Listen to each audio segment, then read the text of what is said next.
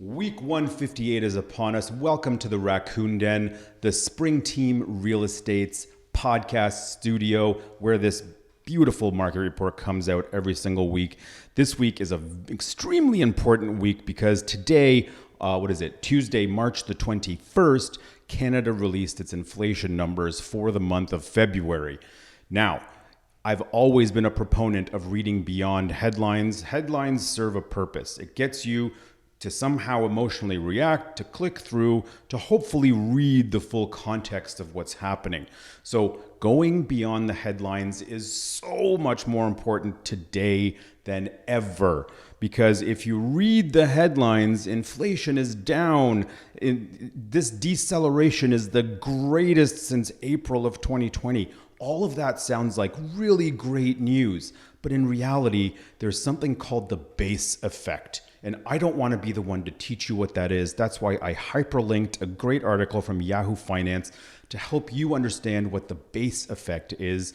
Long story short, it's when you compare today to last year, but that moment in time last year that you're comparing today to had an unusually high spike in prices. So of course, we're in a better position than we were last February. But there's so much going on in the world right now, in our economy right now, that makes things not as simple. So inflation is really not as, positive as you might want it to be today, because still groceries are more expensive. The cost of housing is more expensive. Generally, a lot of the things that you spend your money on every single day are more expensive, with the exception of some energy prices that are down. Remember, these are Canada-wide numbers, and Alberta is a province that really made some huge changes to regulations around childcare and the support they provide around that, which reduced the cost of childcare. I think the actual number is like over 33% or something like that. So there's a lot of things that contributed to these lower inflation numbers that came out this morning. I've hyperlinked the actual release from Stats Canada in the blog this week. So if you go to thespringteam.ca/blog, or if you're on YouTube, the link is below. You can also book an appointment with me below to talk about these things in real estate in general. But just please read beyond the headlines. And, week 158, if you're new here, hopefully you're not, but looking at the statistics, a lot of non-subscribers are contributing to the view counts here. So why aren't you all subscribing? Just smash that button. It's like down here or here, whichever corner it's in. Give me a subscribe. We finally made it to 400 subscribers. But to give you an idea of what I mean when I say week 158, so it's been practically 2 years now that I've been doing this. 3 years now that I've been doing this since March of 2020, releasing a weekly report, because I understand the importance of weekly reporting in a fast changing market like this, when a lot of other people are finally realizing that month over month is what you should have focused on instead of year over year when the market was moving a little bit slower. But this weekly reporting, and honestly, even daily kind of reporting, and I'm not going to report on this stuff daily, but I certainly absorb this information daily. And report on it weekly, allows you to catch trends before they actually become mainstream information, because a lot of people wait for the monthly information to come out before they even start talking about this stuff. So long story short, inflation numbers look positive. Whether they are or not, that's up to you to completely understand. They're not as rosy. You can clearly see it when you read the information, and fixed rates might come down this week. A lot of 2 and 3 year fixed rate products are already under 5%. Mid 4s, 4.75 for a 3 year fixed is actually a pretty good place to lock in right now.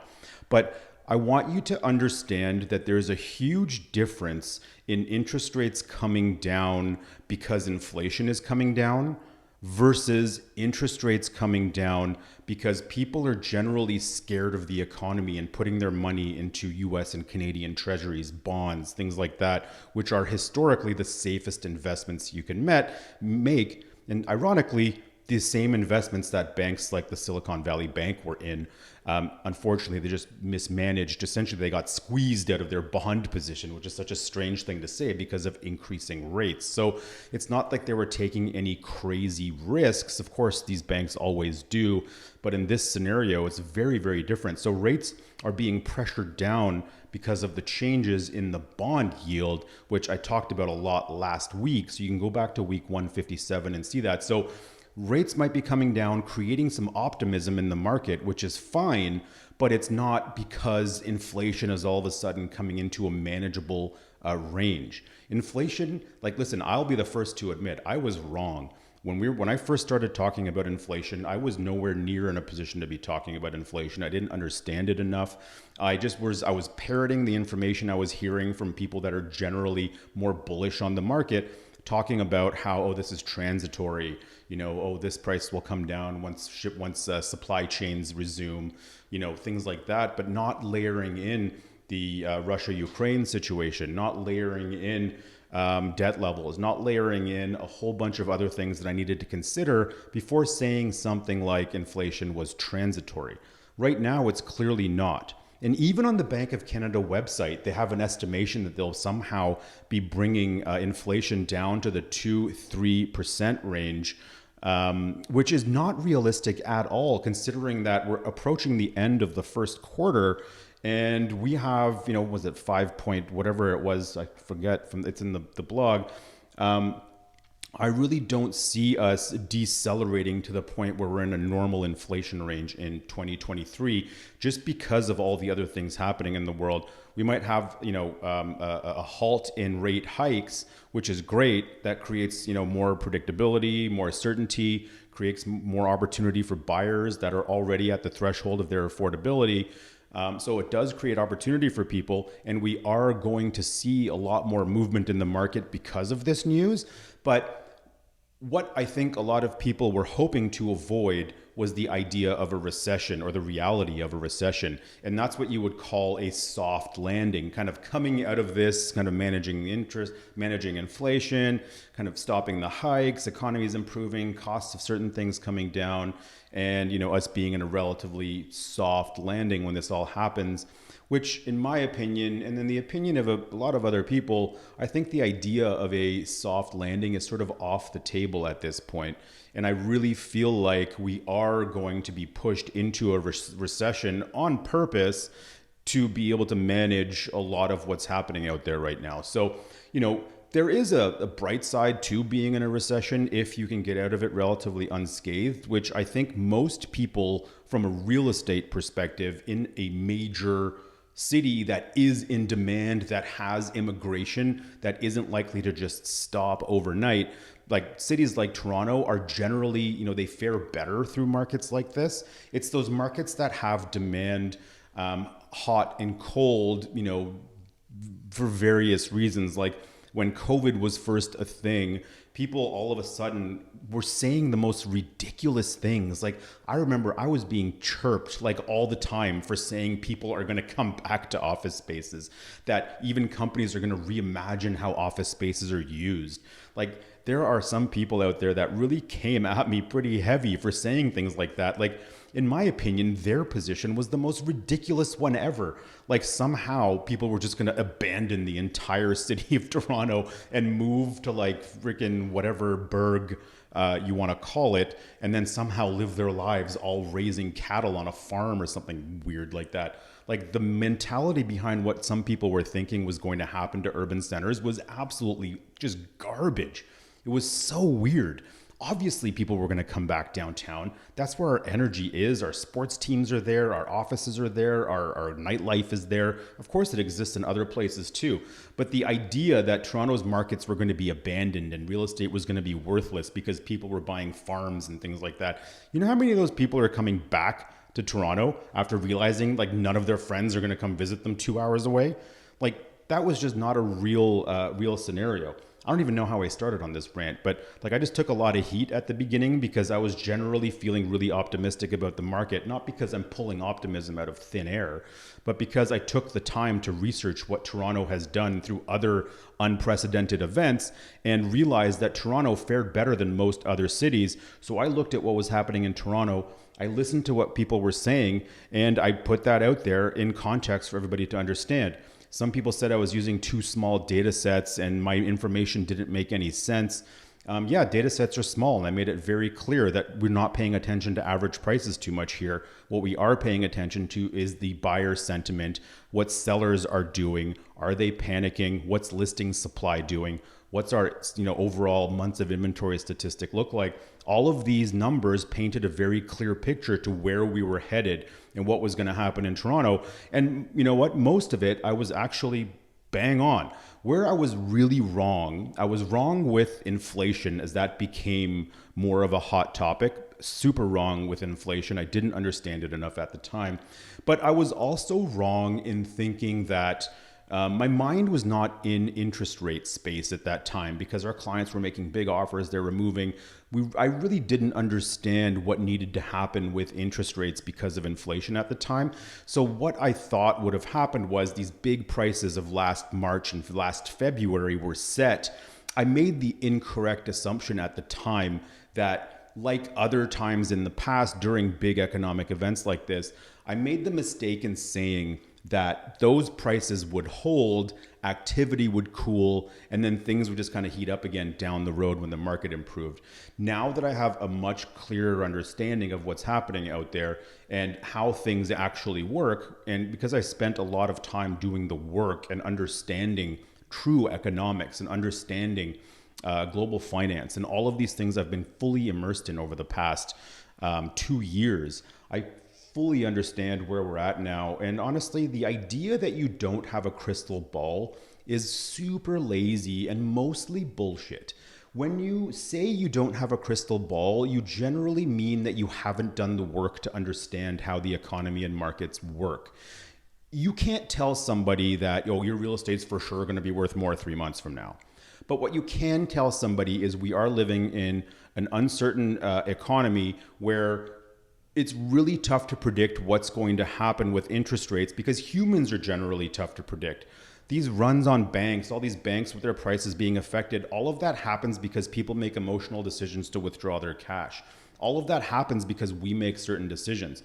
All I know right now is that for Toronto real estate prices to be affected again, like they were from last, say, August, September to December, which was the absolute bottom of our market, for that to happen again, we need to have another spike in interest rates.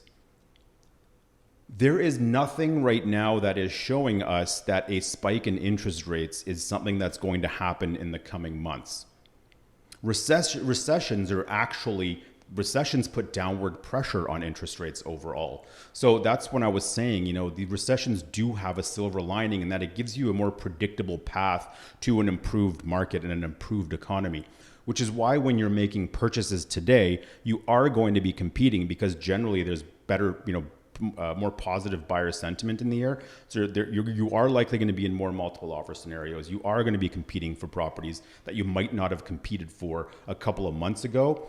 But it's very important for you to not go all into your maximum approval because you need to keep some money in hand in case there are opportunities down the road as we head into a recession, as some people are too over leveraged to bear it.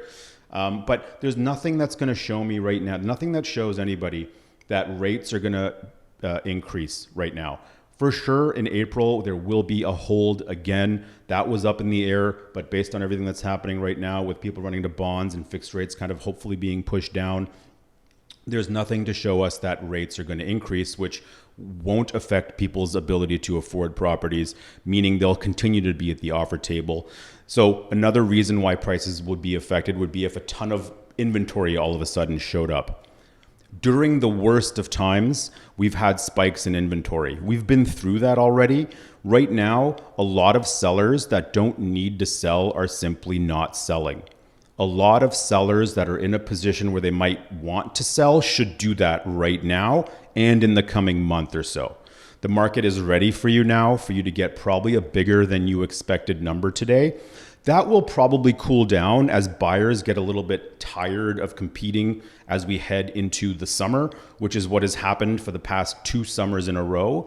Not because the economy is worsening or whatever, but I guess there's always the possibility of that. Overall, and again, Toronto sellers have proven time and time again that as long as they are employed and able to service their debt, they will continue to do so, and they will fight tooth and nail to keep their property. So if we have not seen a flood of listings yet, we are not likely to see that happen again. We've been through enough uncertainty for people to be used to this now. So anybody that was in a panic position has panicked already. Okay, so like I want that to be a very clear thing. So the 2 things that can cause prices to be affected, one of them we can with fairly accurately say the interest rate scenario is probably going to be where it is today or better in the next month or so in terms of fixed rates anyway. I don't see variables getting pushed down until more recessionary until recession is confirmed and things like that down the road, perhaps by the end of 2023. But affordability will change only for the better for fixed rate borrowers anyway in the near future. So that bodes well for sellers and Toronto real estate prices. So think of scenarios in your head that could trigger a bunch of properties to hit the market. Right now, still a bloodbath in assignments. If you want a great deal, for example, we just sold one yesterday for $100,000 cheaper than what the original buyer bought it for. The catch is you have to close on this thing in like 30 days, meaning you'd have to come up with $750,000 via mortgage and your own cash in 30 days, which a lot of people can do. But this pre-construction buyer bought it for like $850 2 years prior. So that person took $100,000 hit. That's not a common deal in the assignment world. This thing was still sold at $1,000 a square foot, by the way. So it wasn't like a massive discount, but a little bit cheaper than what you get in the resale market right now. So that's another thing to talk about right now, is because as usual, houses start off the fire. Okay. So we had houses just kick off at the end of January. February was a great month for houses. March is a great month for houses. Big offers, big numbers are still happening for most houses out there. And now condos are following suit. Condos are now doing the same thing. A Liberty Village condo yesterday sold for well over comparable value. This was a nicely renovated condominium that hit all of the emotional buttons of these buyers. They got 7 offers and sold for $135,000 over the asking. But remember, over asking is a bullshit statistic. What do the comps say?